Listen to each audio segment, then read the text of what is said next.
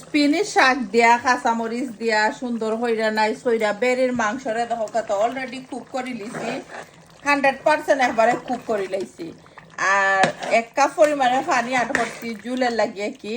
আর এখন আমি লাস্টে স্পিনিশের শাক আর থুরা কাঁচামরিচ দিলাম তা সবাই জানো স্পিনিশ শাক 1 মিনিট কি 2 মিনিট লাগে হিসতে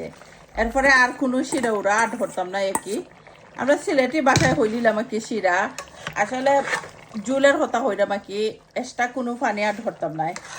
আর মাংসর লগে একবারে খসাইল থাকবো আর কি শাক খেখে স্পিনিশ শাক দিয়া খাইছেন কমেন্ট করবা কমেন্ট করতে ভুলবা না যারা সবসময় অলওয়াইজ লাইক কমেন্ট করেন থ্যাংক ইউ আর আমিও অনেক দিন পরে খাইলাম স্পিনিশ শাক দিয়া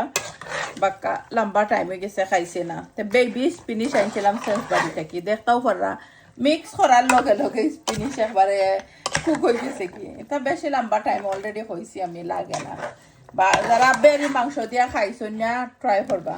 গরুর মাংসটা কিনা নিয়ে আমার কাছে লাগে স্পিনিশ শাক কি বেরির মাংসটা আরো বেশি মজা লাগে ওলা মিক্স করতে করতে 1-2 মিনিটে একবারে সুন্দর হইয়া কুক হয়ে যাব কি তার এটার কালার যে সুন্দর আইছে